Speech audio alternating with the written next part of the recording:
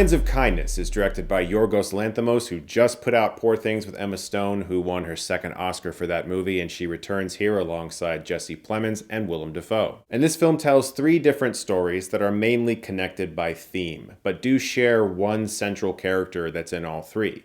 The first is about a man who seeks to break free from his predetermined path, and the second is about a cop who questions his wife's demeanor after her return from a supposed drowning, and the third is about a woman who searches for an extraordinary individual prophesied to become a renowned spiritual guide. And we'll talk more about that in a second, but I also want to share with you guys some really great new products I've been using from Scentbird. When it comes to fragrances, I've been cursed with the exact same genes that my mother has, in that a lot of them give us headaches. We tend to get migraines, or even our sinuses start acting up around various perfumes and colognes. It's always been a problem for me my entire life. When I used to go to the Kingdom Hall as a kid, I would be around all these people wearing really heavy perfumes, and it was always something that ended up in a headache. And so when it comes to finding a fragrance for me or my wife, it tends to be like, okay, which one of these is going to send a migraine down my spine, and how bad is it going to be? This is one of the reasons I have turned to Scentbird, because they have so many options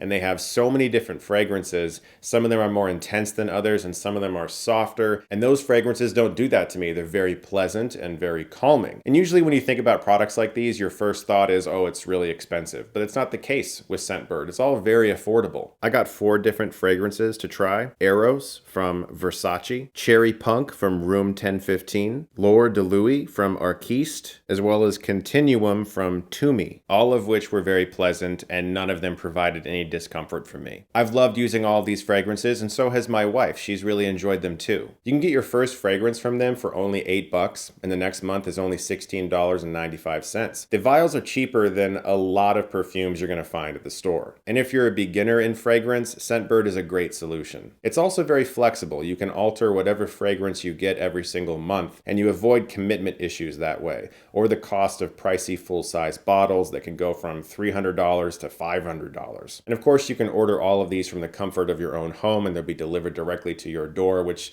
means you don't have to go to the store for it. So if you're interested in Scentbird, you can use my code CHRIS55OFF or the link below to get 55% off at Scentbird. So you can get the product at a steal of half the price. That's just $8. So check out that link in the description below. Thank you so much to Scentbird for sponsoring this video. Look, if you've ever seen a Yorgos Lanthimos film, it means pretty much nothing to you if I say this film is pretty strange. Because you're like, yeah, I mean, that's him. He makes very weird movies. It's not like in the same way that Poor Things was. Poor Things is honestly mainstream Yorgos Lanthimos. Like, you can watch Poor Things and grasp on first viewing its general plot. You understand what it's about, and it's not keeping that from you. It's not holding you at arm's length. It's not asking you to thoroughly analyze it. Poor Things is about what Poor Things is about. A movie like Kinds of Kindness is the type of movie where, as I was leaving the theater, a woman said, "That can't be the ending." And I was thinking to myself, that's the ending. Yep. That's the ending of the movie. The general audience member who walks into this movie not caring about who made it, not knowing about their filmography, is probably going to hate this movie. I haven't looked, but I would venture that critics will probably think it's fine, and the audience score on all of the number websites is going to be like low. That's at least what I'm assuming, because this movie is very complex and challenging, because you don't really know unless you read up about it that it's 3 different short movies essentially that makes a 2-hour and 44-minute runtime. And so you might be surprised when, like, 40 or 50 minutes into the movie there's suddenly credits, and then it restarts with the same people, but the story's different. So knowing these things going in is going to help you considerably. Also, if you're a fan of The Twilight Zone, Black Mirror, or strangely, Eyes Wide Shut, especially with its piano score that doesn't sound melodic at all. It's just a lot of very harsh notes. It reminded me very much of Eyes Wide Shut. So I found myself questioning a lot of the movie and wondering if I liked it. I couldn't help but sit though and stare transfixed at it, and it's not just because it's filled with incredible actors. Jesse Plemons in particular is amazing in the film, but a lot of the characters even talk in a sort of heightened robotic way that is clearly intentional. And it's all designed to make you feel as if you're watching something surreal, sending you on a bit of a trip. And in that way, the film worked beautifully for me. But on the drive home, I was thinking a lot about it, and it seemed to me like it was 3 stories about people who will go to some of the greatest lengths imaginable, do some of the darkest things you possibly could to be accepted and liked by people that you are devoted to. You want praise. You want to be around people who can give you something, and when you're suddenly not being accepted by them, you'll do just about anything to get back into their good graces. And each story is about characters that are put into situations where they're told, you have to do a thing for me, or you have to try living a certain way for us. And sometimes you're with a character and you think, okay, so it's about them being accepted, them being liked, them getting the praise they need. And then it switches and suddenly another person is saying, hey, you've got to do a thing for me to prove your love to me, to prove that you're devoted to me. So you're watching characters who, some of them are completely forced to do things they don't want to do, and others are doing it willingly.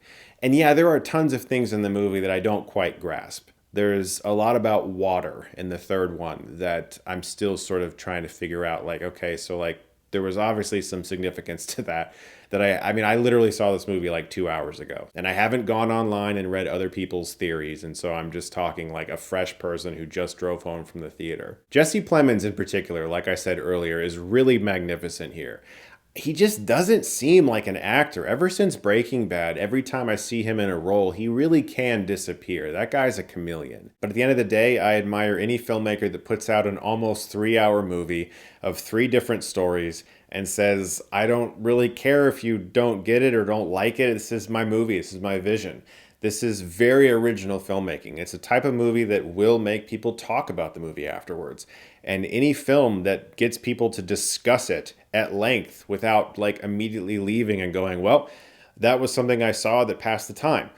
This is not that movie. This is a type of movie that people will discuss for years. Whether or not it's good or not is kind of up to time to decide. But I do think that it feels like bleak Yorgos Lanthimos making a very dark film that has the occasional bit of comedy, but for the most part, it's nothing like Poor Things.